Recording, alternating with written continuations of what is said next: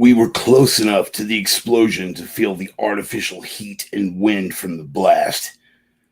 I didn't know what to do. I just started sprinting toward it, hoping I could get there in time to make a difference. I thought I saw the rest of my squad flash in my peripheral vision. They all sprinted next to me, probably not knowing what to do either. Conventional wisdom said there was a deadly window of time that existed right after an IED blast. The enemy had taken to setting 2 charges, one to destroy the Humvee and a second for the first responders. Though we had this information, we ran straight through it, deciding instead to listen to whatever was moving our feet over the berms and the green grass. The Humvee was a twisted skeleton of its former self. The only thing that told me it was a vehicle at all was the still spinning tire that stuck straight up. My eyes moved from the spinning tire to the palm trees. They were painted in varying shades of human. I watched a beige chunk of someone slide off a tree and fall with a wet smack. Someone's torso had crashed into a yellow Toyota micro truck. The impact had forced both doors open. I thought I saw an infant's footprint tattooed over the heart of that torso. I swallowed vomit. We formed a defensive perimeter around the explosion, hoping the enemy would send a wave of insurgents at us. That way, we would have something to fight besides the horror that smoldered behind us. We wouldn't be so lucky. The insurgents must have thought we had been through enough for one day. But the day wasn't over. The day would never be over. Brother Kacy Tellessen, an excerpt from the latest. I have it right here in my hot little hand. Freaks of a Feather, Latop Press, Spokane, Washington. The opinions expressed by the Reverend are his own and no one else's on the planet. Not friends, not foes, not supporters, not detractors, certainly not employers. They have been adjudicated thought crime in all jurisdictions. Consider yourself warned. They are coming from the heart. They are guided by the mind. They are guaranteed to kick your ass. Sorry for the somber, but heavy stuff we're getting into today, boys and girls. Welcome to the Sunday sermon. Let's try that one more time.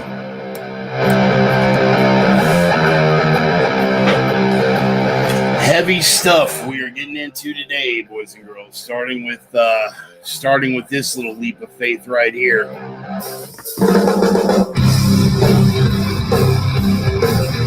Jumping in heavy, man. Kacy Tellessen, one of my Viking brethren from Nordic Smoke Barbecue, USMC combat vet. Last night we had the honor of going out and listening to the gentleman himself read from his own works and walk us down those little hellish landscapes for a bit. I cannot say enough good things about this book. Get your copy. You're going to wind up ripping through it. It's captivating. It is intriguing. It is fascinating. It's exceedingly well written and makes the experience accessible for those of us who, through the blessings of whatever God we pray to, will never have to suffer through such things. But it's not all heavy.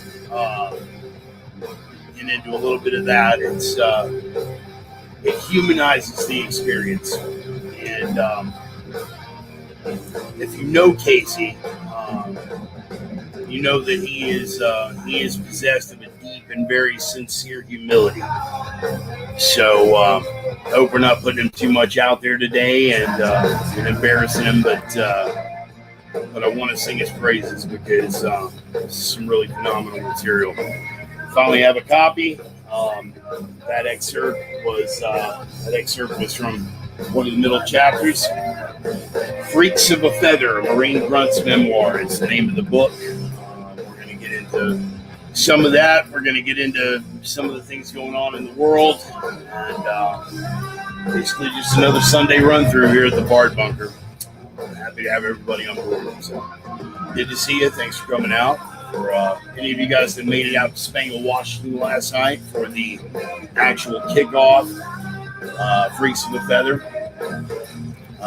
It's pretty fantastic stuff. Pretty fantastic.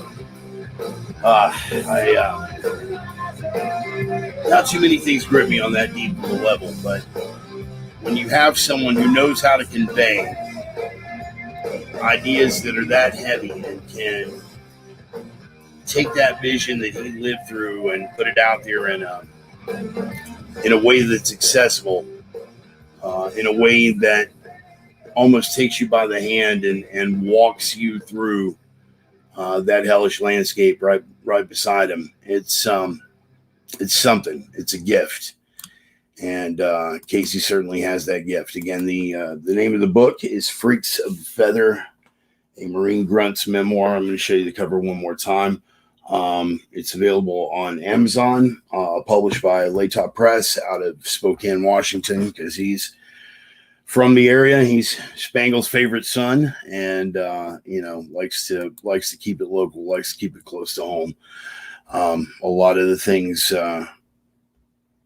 it's all the same things that made me want to make this region my own home, and one of the reasons why I've been so eager to get back here. Anyway, let's get our sponsor shout outs out of the way, and then we can jump into this thing. I suppose since we're already on half of the Tellessen brothers, we'll go ahead and give a shout out to the other half. This is Kacy, of course, and Dusty Tellessen, my two Viking brothers from Nordic Smoke Barbecue, the only legit barbecue in the inland Northwest. And, of course, Roman and Allie and Roxy and the bevy of beautiful women over at opiumtales.com, the erotic pinups and portraits people. Roman is one of my oldest and dearest friends, and they've been a flagship sponsor pretty much since I got this whole thing rolling. So that's where we're at. So the book last night they threw an event out in Spangle, and Kacy was present, and about 100 of his closest friends out there. They had the Viking Longship, the big smoker truck out on scene, serving a barbecue, and we got to hear Kacy read from the memoir Freaks of a Feather. And it's one thing, I do the best I can reading these excerpts, and coming up over the next couple of weeks, we're going to be doing at least one excerpt every week from the book until I can finally shake any of you fence sitters off and into buying a copy for yourselves and reading it. It is a captivating read. But hearing it directly from the source, from the man that lived it, that's something. That's really, really something. And it puts a more tangible, accessible face on it. He was out there with one of the people who showed up for the event was his creative writing instructor from Eastern Washington University, phenomenal young lady. And I thanked her profusely for everything that she did to help him learn how to harness this gift and turn it loose on the world. So Kacy has decided to join us. I hope Kacy, I hope I passed the audition. I was, I wanted to make that an informal shot at doing the voiceover role for the audiobook version. But the mouth was a little dry. Give me another shot. But Kacy, I never have to embellish where you're concerned, man. I never have to embellish. I never have to bullshit. I never have to exaggerate. You got a fucking gift, man. Unbelievable gift. And the experiences that you've lived through, again, beyond people, because not everybody, as you're well aware and very fond of reminding personnel other than grunts, not everybody can be a grunt.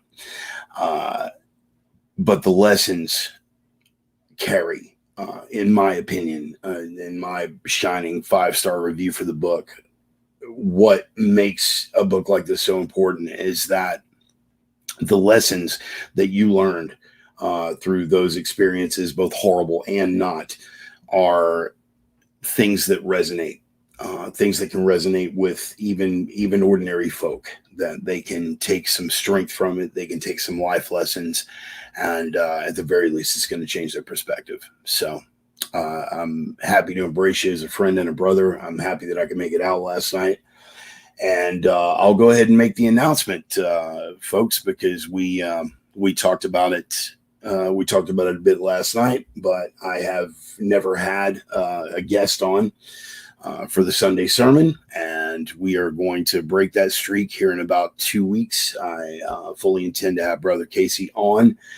He's going to be joining me here in the broadcast studio at the Bart Bunker, and he'll get to see up close and personal exactly how low tech this entire setup is. But it's I think it's going to make for a very riveting interview. Again, outside of the experiences that he has to impart with regard to his military service, he's quite the intellect and quite the well-read and literate individual. Again, he's hating like hell that I'm singing all his praises right now, because he's in the back of his head. I know he's rolling around. He's like, God, I'm never going to live up to this. Brother, you do. Trust me. So you're going to make it. But yeah, so here in 2 weeks, if the good Lord's willing and the creek don't rise, we are going to have Brother Kacy Tellessen on. And we'll get him to read some of his favorite excerpts, and we'll get into some of those experiences, and we'll probe a little deeper, and you can get to know the man, the man behind the author, the man who is the author, and give you a little bit better perspective on that. So we're looking forward to having Kacy here in the studio. So once again, Latop Press out of Spokane, Washington. It is available on Amazon, Kindle and regular paperback edition. Freaks of a Feather, and I'm in favor of anything that leads with a fragmentation grenade. So there's good. If we can lead that, if we got a frag on the cover, that's that's generally all the boost that I needed right out of the starting gate. So anyway, thank you again, Kacy, for sharing your experiences with us, and we're looking forward to having you on here in a couple of weeks. All right, so sponsor shout outs out of the way. Now that cough sounded a little rough. Never mind. We'll get into that later. But now that we've got those sponsor shout outs out of the way, and got the big announcement out of the way, let's go ahead and jump into the rest of the material that I've got set aside for the sermon. It's going to be a little disjointed and disorganized in this particular case. First segment we're going to jump into, as I dance around here on the production screens, is going to be, let me get down to branding. First segment, as always, big crowd favorite, Ryan's Rabbit Hole. A bit of applause and stuff. I've got to figure out a way. What I want to figure out is a way to put together one of those old soundboards that you used to see on the internet, where it was like the Joe Pesci sound bites and things like that, to where you just had all these buttons and you could press. I'd love to get one of those for the production screen, just so I could do stuff like, the Sam Kinison scream as a soundbite and things like that. But this week, John of Leiden is going to be our Ryan's Rabbit Hole of this week. John of Leiden, born, by the way, Johann Bekkelszoon. Yes, famous Dutch Anabaptist leader. I'm just gonna, I think this one is, I'm just gonna float it out there. I want you to look it up, John of Leiden, and just sort of go down that rabbit hole yourself as deep as you want. He was quite an interesting figure. There were rumors of polygamy. There were rumors of there were rumors of him basically trying to turn it into a polygamist theocracy. But again, what it is coming down to speaking truth to the existing power. And any time that you raise up against an entrenched power, you are going to run into problems. He actually, again, over the course of this thing, you were going to look at one faction or another actually banning money and the ownership of private property. Needless to say, these are things that you can't fuck with from any sort of historical perspective. But it got ugly. It got very, very ugly. And I'm going to let you go down that rabbit hole yourself just to see how ugly that it got. But the guy went out like a fucking G, man. You got to love this. One of his torturers saw the process that they were putting putting John through, and attempted to kill himself with his own collar, using it to choke himself. So much so that the executioner, and I quote from the article, had to tie him to the stake to make it impossible for him to commit suicide. After the burning, the tongues were pulled out with tongs before each was killed with a burning dagger thrust through the heart. The bodies were placed in 3 iron baskets and hung from the steeple of St. Lambert's Church, and the remains left to rot. Any of you guys that listen to Dan Carlin, and I know, Kacy, if you're still on board, I know that you're a huge Dan Carlin fan. We've had many a conversation about that. Carlin goes into some really, really, really, really, really brutal stuff. And he had an entire series that he did on torture as spectacle. And this was one of the things, once you get, beyond just going down the rabbit hole and finding out, the nature of John of Leiden and the nature of the Anabaptists themselves and all the other things that you're going to find out, it really makes a statement about our nature as a species. The fact that it wasn't that long ago, just scant couple of centuries, where public spectacles like that, where people would bring their families out to watch people be torn limb from limb by the ruling aristocracy. We'd like to think that we are removed from that, but one of the reasons for the importance of this particular rabbit hole to go down is a reminder, both in the microcosm of what John himself was actually about, what the Anabaptists were about, but on a larger scale, in the macrocosm, to take a look at how really not that far we've come. We are not back to the level where we're making it a spectacle for people to come out and watch their political enemies be torn limb from limb. But I submit to you that we're not nearly as far from that as we would like to comfort ourselves believing that we are. In barely over a year, we have watched, even though going into this thing with Darth Cheeto in the White House, we were already at a very polarized point in this country. To say that it certainly hasn't gotten any better borders on understatement of the year. But the levels on which it's gotten worse are nothing less than terrifying.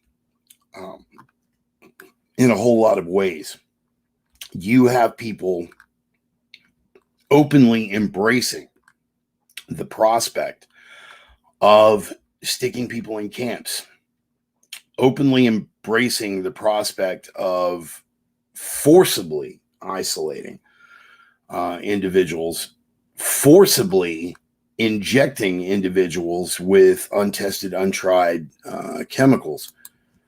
And some of the very people, I have lamented this before, and if you guys are fans of the program, you know where I'm at with it. I raged for 8 solid years against the wretched excesses of the Bush administration, particularly during the first term with Alberto Gonzales as head of the DOJ. Extraordinary renditions, all of these things. It's one thing for a proud combat vet and a dear friend and brother like Kacy to be swept up on principle and to go over to a place like that fully intending to do the right thing, fully convinced that he is doing the right thing, which makes it even more contemptible when politicians with an agenda take advantage of those good people, and our country is full of them. by the way. Almost always best exemplified in our soldiers, in our sailors, in our Marines. I have to give a mention to the airmen, or somebody at Fairchild is going to get upset with me.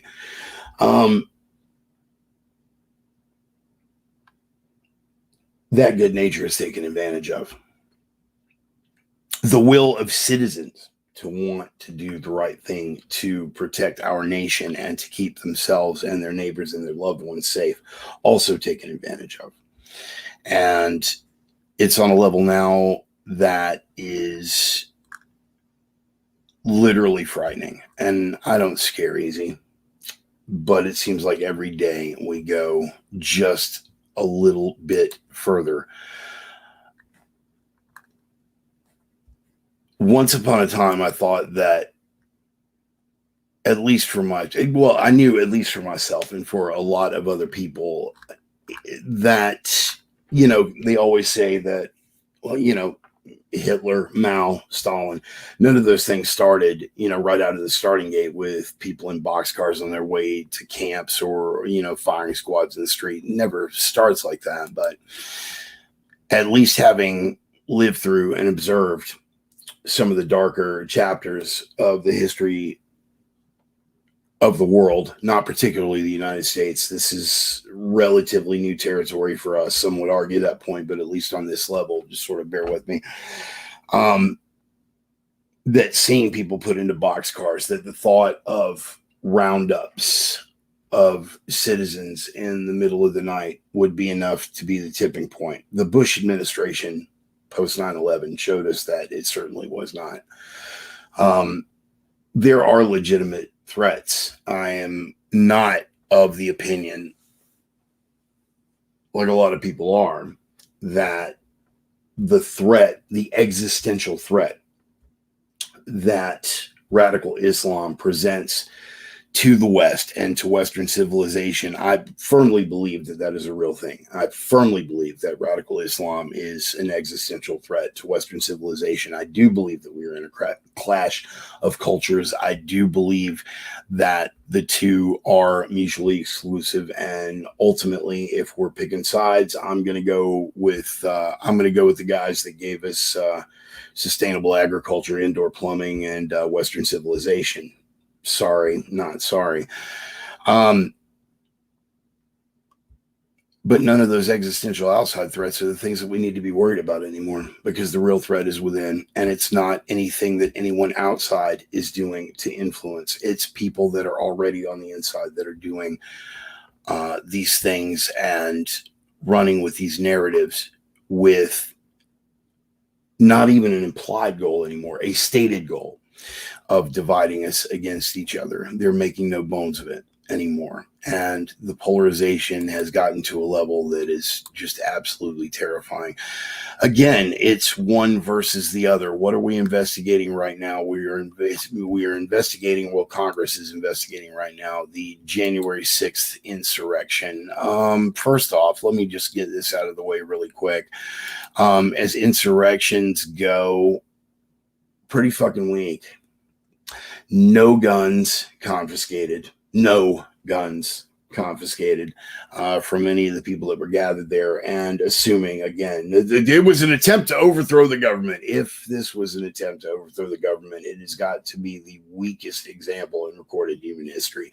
When you have 250,000 people on the ground, 250,000 people on the ground representing one side, even assuming all of them were armed with, salad forks, there's a hell of a lot of damage that could be done. As it stood, a couple hundred people got into the building, a number of whom were invited in. And once again, just like the Whitmer kidnapping, again, surprise, surprise, we went over this last week, that out of the 17 people involved in the Gretchen Whitmer kidnapping plot, and I told you this last year when it happened, this is how it was going to pan out. Out of the 17 that were directly involved, 12 of them were FBI agents. I think you're probably going to deal with a similar count once we get to the bottom of things with this January 6th, quote unquote, insurrection. But that's what the media is focusing on. They want their political enemies back on their heels. They want them clearly identified as evil, violent, racist, insurrectionist, anti-American, treasonous, blah, blah, blah, ad nauseum. Well, according to Rasmussen, the same week that they're investigating the January 6th insurrection, quote unquote. And it's difficult for me to even say it with a straight face, but I'm just running with what the official narrative is. This, according to Rasmussen polls, and if you follow polls, some are better than others. You have Gallup, you have Rasmussen. Rasmussen tends to be a bit more reliable. And what Rasmussen found this week was that 2/3 of voters want Congress instead of the January 6th insurrection. They want Congress to form the same type of committee to investigate the riots that plagued the country throughout 2020. An attack on the Capitol building. Wow, that's kind of odd. So that's an insurrection. People storming the Capitol building, that's an insurrection. Okay. Kind of like people setting a church on fire across the street from the White House, or say storming the Secret Service building at the entry gate to the White House and creating enough of a threat at the front gate that they had to hustle the president down into the bunker because they thought that the actual security checkpoint was about to be overrun. But that's not an insurrection. Apparently, the American people see it differently. 2/3 of voters, according to Rasmussen, want Congress to investigate the 2020 riots. National online survey by the National Police Association and Rasmussen reports finds that 66% of likely U.S. voters think Congress should investigate last year's violent protest in which more than 2,000 police officers suffered injuries in the line of duty. 2,000 police officers, as opposed to the several that were injured and the one that died on January the 6th. Oh, wait, January the 7th, because he died a day later of a stroke. We'll touch back on that. We'll circle back to that. Maybe we won't. 21% don't think Congress should investigate last year's protests, and 13% were not sure. And then they broke that down. Majorities of every, and again, because the insurrectionists were quote unquote racist, majorities of every racial group and political affiliation supported a congressional investigation of last year's violent protests. 67% of whites, 64% of black voters, 66% of Hispanics, and 62% of other/miscellaneous minorities think that Congress should investigate the 2020 riots in U.S. cities. 75% of Republicans, 60% of Democrats, and 63% of voters not affiliated with either major party say that Congress should investigate last year's violent protests. That's not what they're investigating, is it? Because that doesn't serve the purpose. We can all see where it's going, can't we? Particularly those of us who have been, following this program for any length of time and or have two brain cells left to rub together.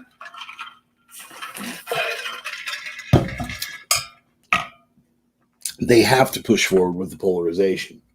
They have to continue supporting the narrative that they tried, and according to Rasmussen, unsuccessfully, to convince us of for the better part of all last year, that the protests were mostly peaceful, that it was just a few bad apples tearing down statues and taking over police precincts and setting buildings on fire and assaulting the White House and injuring thousands of police officers. It was mostly peaceful, you see.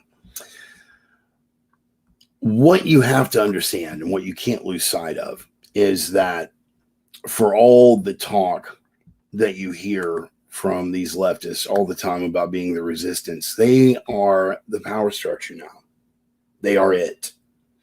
Every single facet of American cultural life, every single facet, is controlled not by moderate Democrats, not by moderate liberals, but at this point controlled by the hard left. They're making no bones about it whatsoever, nor should they necessarily, because nobody's pushing back. Nobody's pushing back. I don't know. I don't know that it's a lack of courage on our part that keeps good people. And when I say good people, I'm talking about ordinary, everyday, working class Americans, not the people that pay lip service to the working class that have never actually fucking worked. College leftist professors, they're all about what an advocate they are for the working class. But if you actually stick them, God forbid, in a Walmart with people that actually have calluses, dirt under their fingernails, and grease and grime worn into their work clothes, they want nothing to do with them. They want nothing to do with them. It's the level of double speak, the level of double think, more to the point.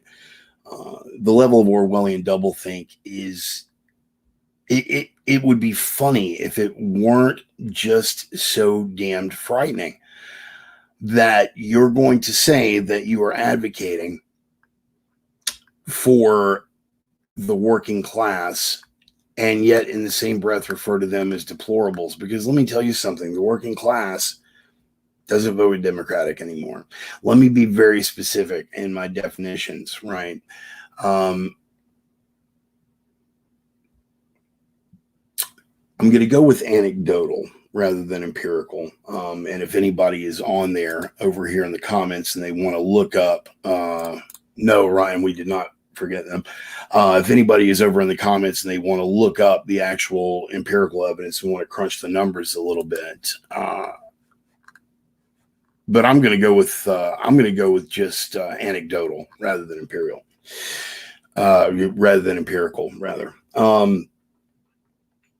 Any of the job sites that I've ever worked at, Ryan, I know you'll back me on this.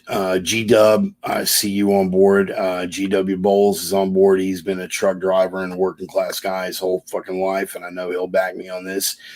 Emmy, you interact with those folks on a day-to-day basis. Jude, you train them.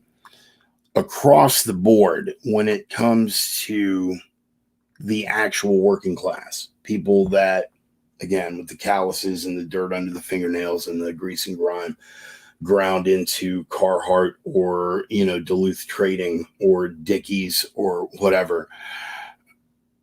These are not people that vote Democratic. These are certainly not people who are going to rise up in some sort of Marxist revolution, waving a hammer and sickle flag. These people are dyed-in-the-wool conservatives, almost without exception. At least that has been my experience. Brother James Pearson on board. A few of us work for a living. Yes, indeed, we do, sir.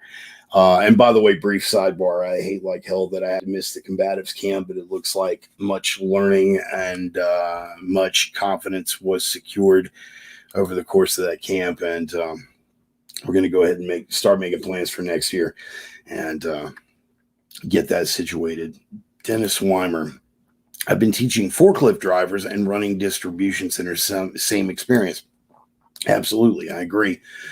Now I teach, let me pop that up, corrosion engineering to oil field guys. Not many leftists in that group, I can tell you. Yeah, well, that was another thing. And I constantly do the disclaimer when I jump into these things. Every sermon I do the disclaimer that these opinions are my own because, dox culture exists. But at the end of the day, ultimately, anybody who wanted to dox me, seriously, any complaint that you're going to have is going to fall on deaf ears. Oh, this guy's a dangerous right-wing extremist. He's probably got Trump flags hidden away somewhere, yada, yada, yada. It's going to fall on deaf ears. Nobody cares. These are good people who just want to earn a living and be left alone. Good people who, by virtue of the fact that the other side has established that they cannot be trusted. Good people who, by virtue of the fact, have a fundamental distrust for government institutions because of the way that not just government, but media institutions have proven themselves unreliable time and time and time again.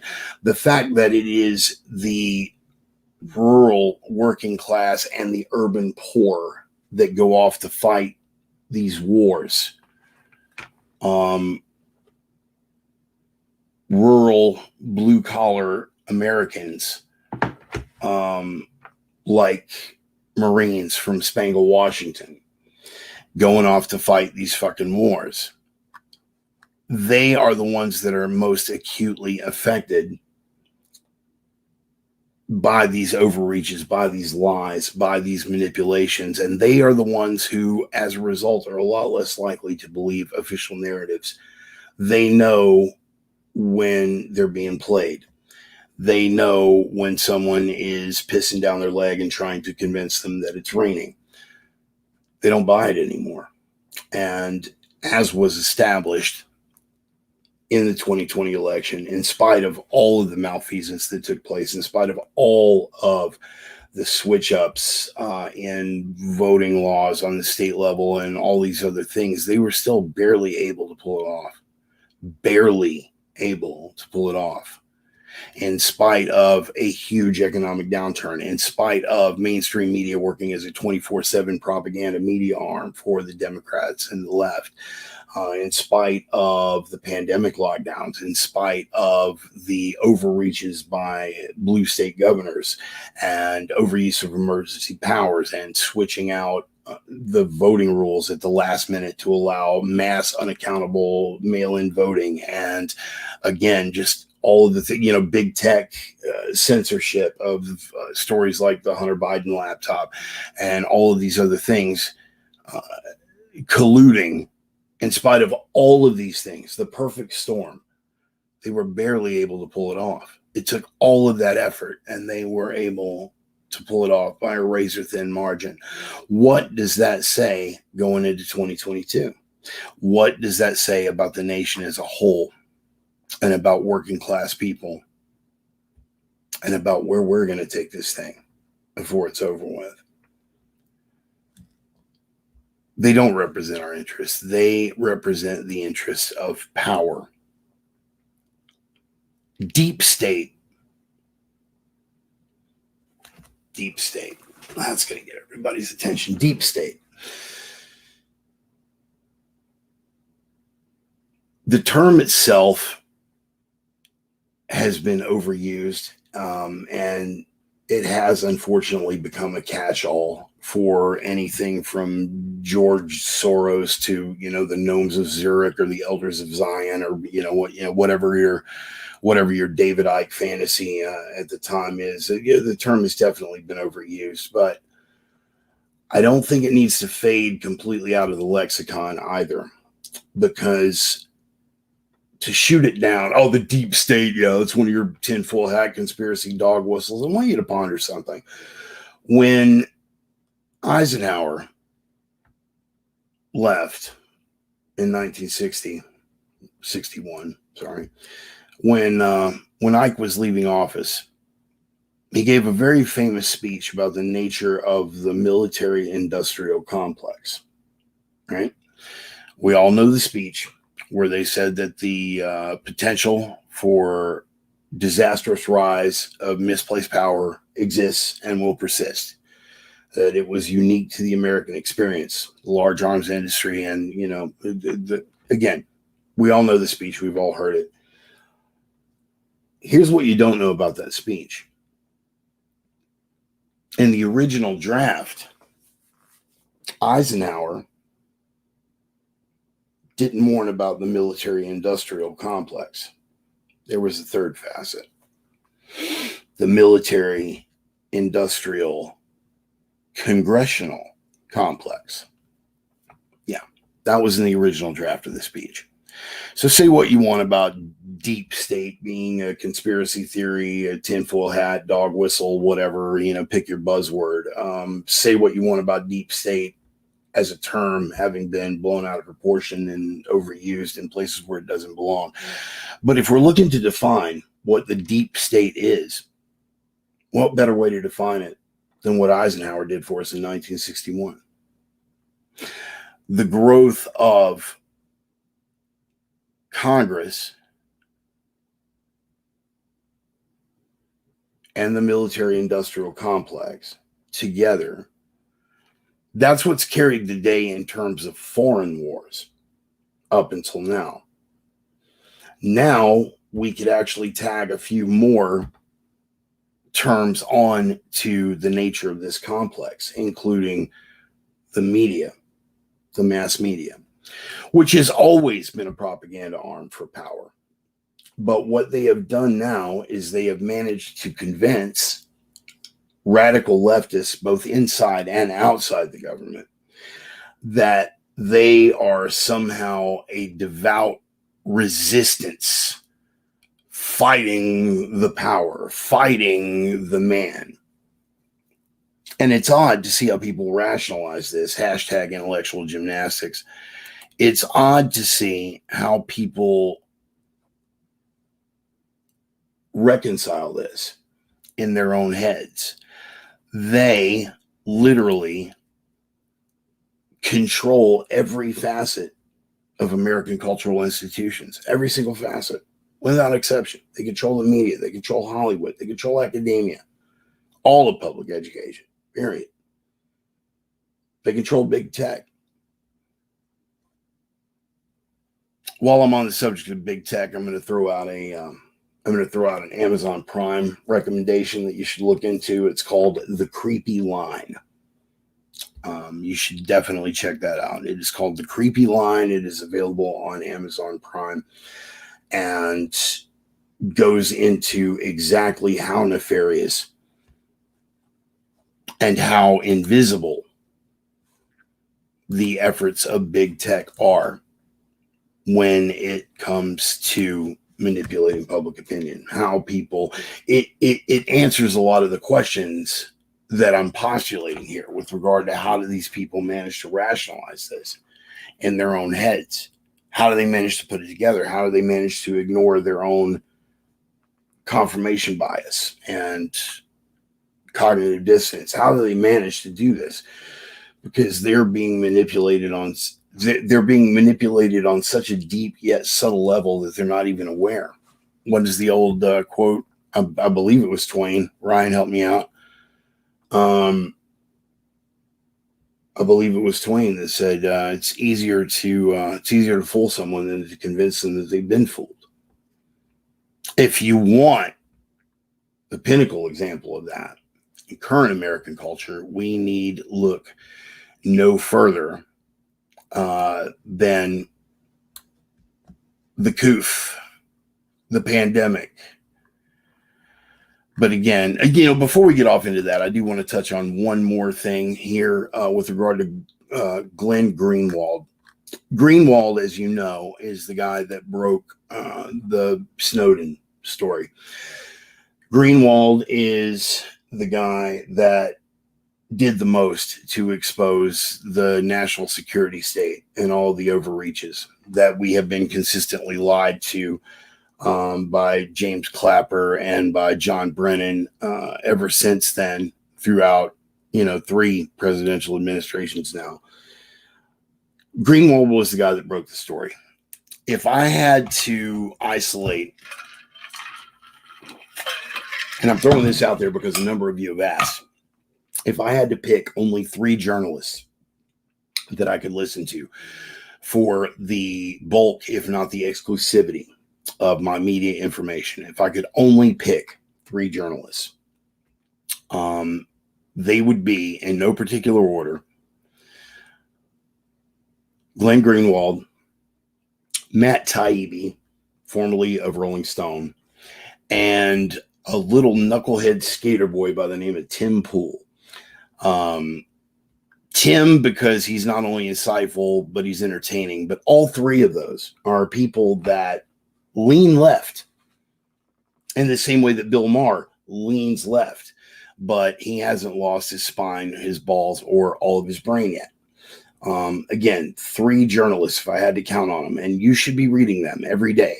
Glenn Greenwald, Matt Taibbi, both of whom are on Substack now because mainstream media won't carry them anymore. They're not left enough. They're not statist enough. And you're right, Joey. Greenwald is definitely getting drugged, man. Greenwald's definitely getting drugged by real media these days. I say all that to say this. They're going to give you facts up front without the manipulation. You're going to have to go and you're going to have to search them out. But it's going to be worth it if you're seriously interested in finding the truth. Most people are not. Most people are content to have what I call adopted opinions. That Maddow guy said it, so that agrees with what I already thought, so I'm going to make that my opinion. That Glenn Beck guy said it, or that Tucker Carlson guy said it, and that agrees with my preconceived notion, so I'm just going to roll with that. It's important that we go for a little more objectivity in our journalists. And again, I realize I'm completely lacking segues and I'm all over the place today. There's a lot of stuff that I want to cover. Greenwald. This is an article. Speaking of, Joey just said that Greenwald's getting drugged by the real media these days. Well, he's not only getting drugged by the real media, the harder elements of the left, including the World Socialist website, WSWS.org. Here's how it's getting framed. Here's how your opinion is being controlled on a subtle, almost imperceptible level. Greenwald, again, the guy that broke the Snowden story. Greenwald, the enemy of the surveillance state. This is how the World Socialist website addressed it.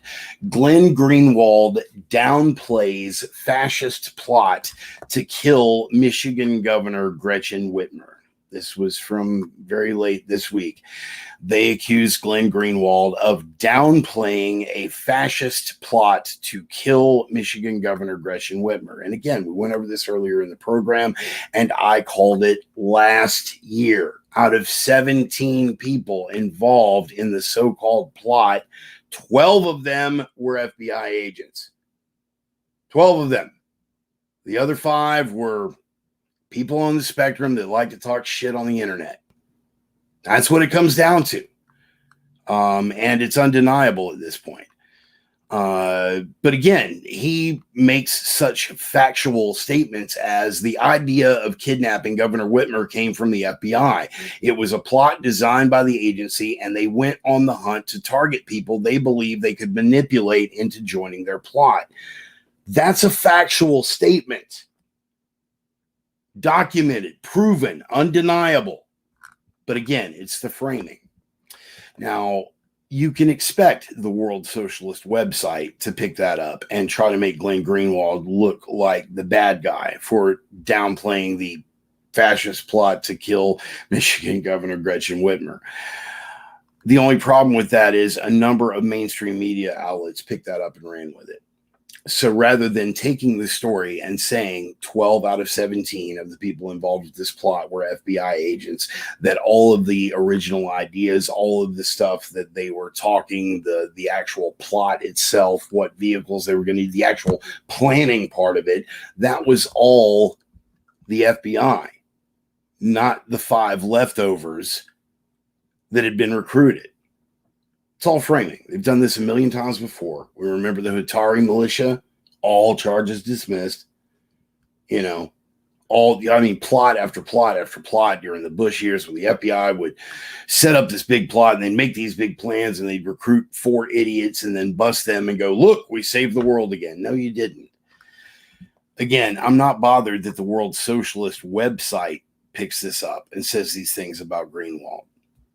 What I'm bothered by is the fact that without questioning it, regular mainstream media outlets also picked it up and said that Glenn Greenwald was, for all intents and purposes, a denier, that he was undermining public confidence in the FBI, by making factual statements. This is how it's being framed.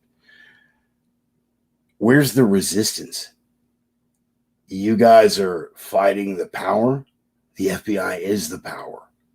And you're framing things specifically to insulate them from their own malfeasance. Meanwhile, they ignore, right there in Minnesota. I wanted to get into this a little bit more, but I'm going to touch on it briefly because I didn't want to let it go. But in Ilhan Omar's district, Mogadishu on the Mississippi, there in Minneapolis, Minnesota, a woman was beheaded by her domestic partner. He took off her head with a handsaw, left the body on the sidewalk, and proceeded to drive around for hours holding the severed head out the window. At the time that he committed the act, he was out on release for a prior domestic on a PR bond. And my understanding is that after the incident, the DA allowed him bail and he was out on $5,000 bond after chopping the head off of a woman. I'll let you do your own math on why, A, this isn't a bigger deal in the mainstream media, and B, the actual details of perpetrator and victim. I'm sure it's not too hard to do the math. I'm going to click past that. I don't want to go down that road. I really don't. Not today. But here's how they're getting us with the framing. Latest CDC study, there was an outbreak in Massachusetts. This was this Friday. This story was published.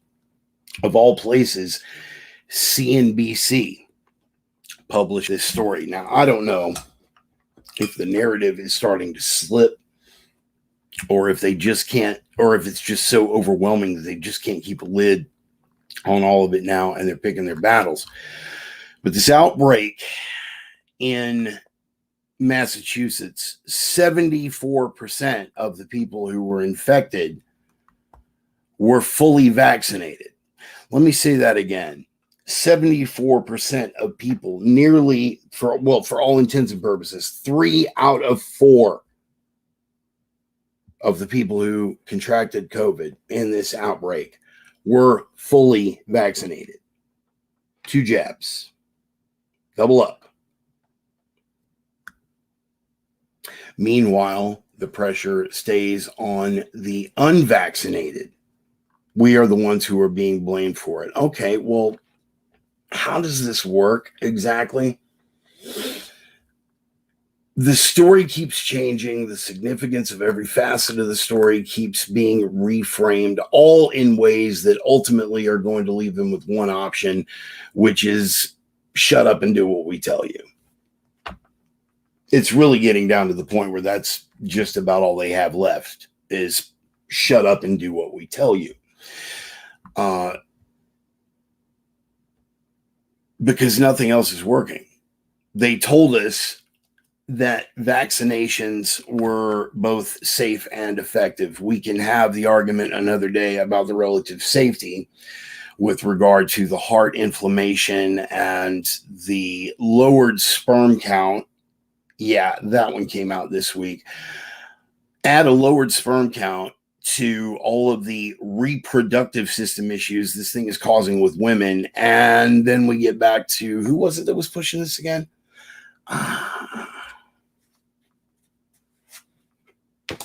No, not made out of tinfoil. Cotton cloth. Don't want to go too far. I'm already very, very scattered today. So I don't want to get too tangential with regard to all of that. But the CDC showed that 74% of those people infected in the Massachusetts outbreak were fully vaccinated. What we are finding is in case after case and study after study and county after county and blue state after blue state, all the places that had the tightest mask mandates, all the places that had the tightest lockdowns. Another one just out of another bullet point that I have here from Sacramento. in the Central California area, everywhere that is experiencing a resurgence in cases. Again, I'm being very specific about cases because deaths are flat. Can't be telling people deaths are flat because then you've got no need to panic. But cases are up in places with the highest rates of vaccination. I'm not your fucking guru. Look it up for yourself. State after state, county after county, all the areas that have the highest rates of vaccination are the ones that are suffering the new outbreaks. And us Neanderthals, just recently of Texas, us Neanderthals, cases and deaths going down in all the places that have released the mask mandates. No matter how far they want to brace to push this narrative, it's just not working anymore. Because the facts are coming out.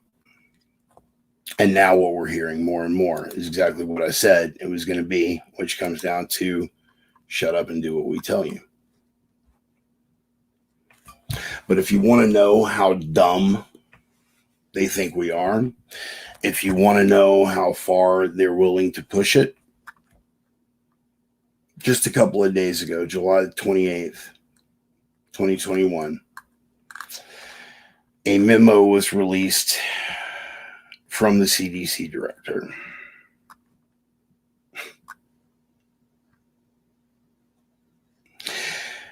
Though the country has faced a steep rise in cases this month, a trend that frustrated federal officials blame on vaccine hesitancy. Right. It's the unwashed, unvaccinated that are creating this.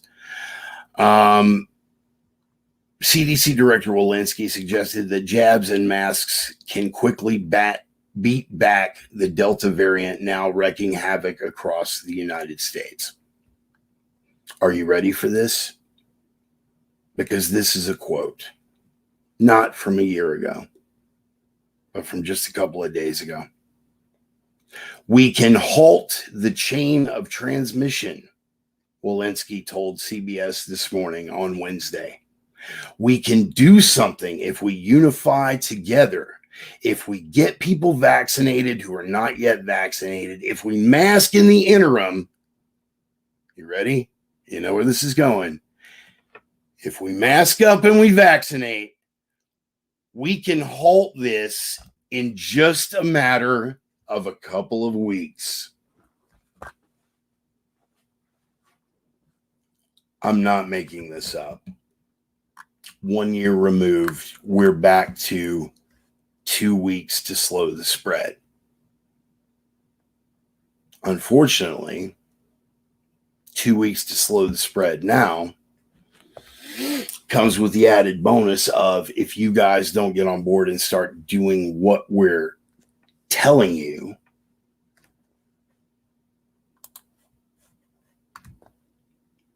then we may get to see people in boxcars after all. I believe that, Bill. Major breakouts in Louisiana everywhere they shipped illegal immigrants. I totally believe that as well. None of these things are making any sense.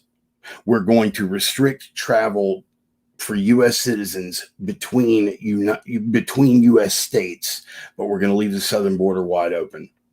But it's about public health. We're going to leave the southern border with Mexico wide open, but we're going to reject Cubans. But it's got nothing to do with political power. Even the dimmest bulbs among us can see what's going on now. So what do? My suggestion is to take advantage of the time that we have left before things get a little hiccupy. As I said last week, and I stand by this, I have never felt more optimistic because people are shaking off the fence, because people are starting to push back. But your priority, you, talking to you, needs to be to get your own house in order. I'm going to break it down again, the 3 B's, beans, bullets, and Band-Aids. Get that shit squared away, people. Right now, ammo is cheap. Cheap being relative, of course. The prices are back down. Grab it while you can.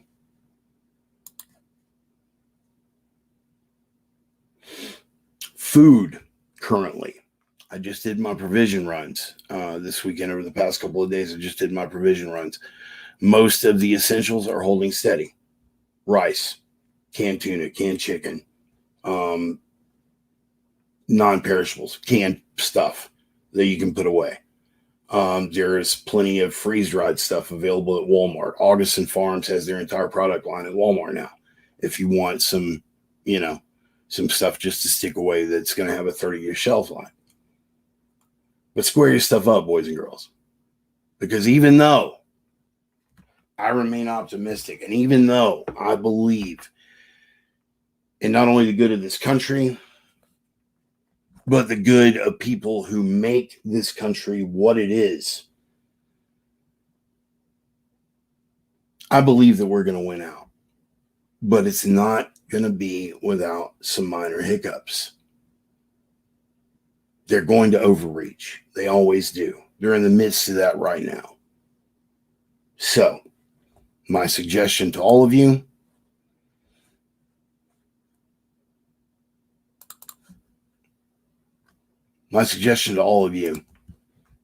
is to have your 3Bs squared away. Have the sense to be prepared for what may come. And the strength to steel yourself for any possible outcome.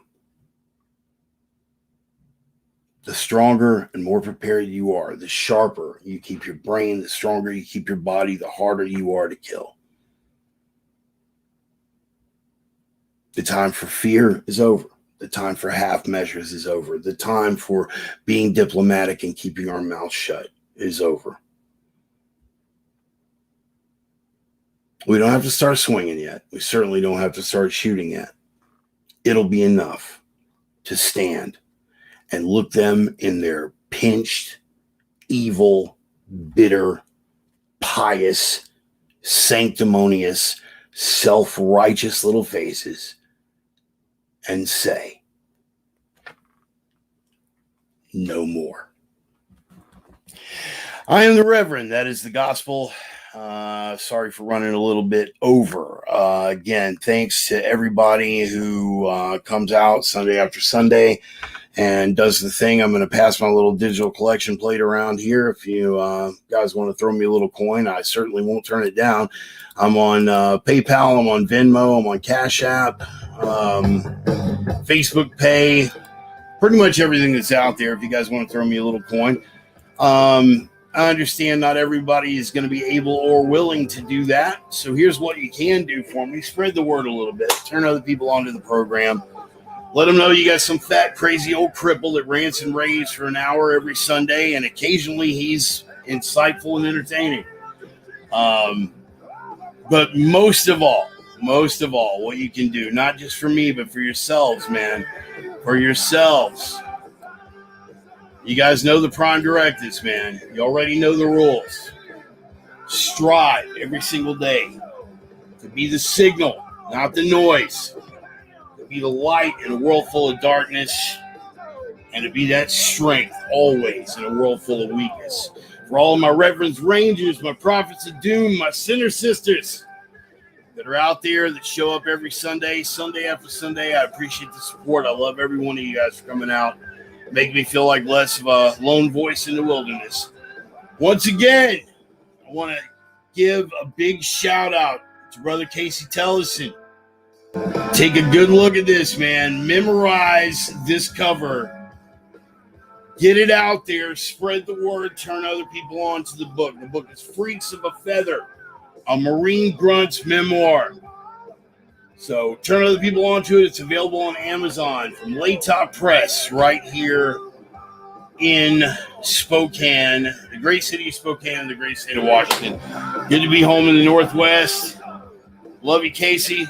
All my fans, love you guys. Yes, sir. All right, Brother James, thanks for coming out, man. I love you guys. Take good care of yourselves. Take good care of each other. Keep your head up, your powder dry, and your body strong. Peace. Love you guys. We'll see you next Sunday. Later.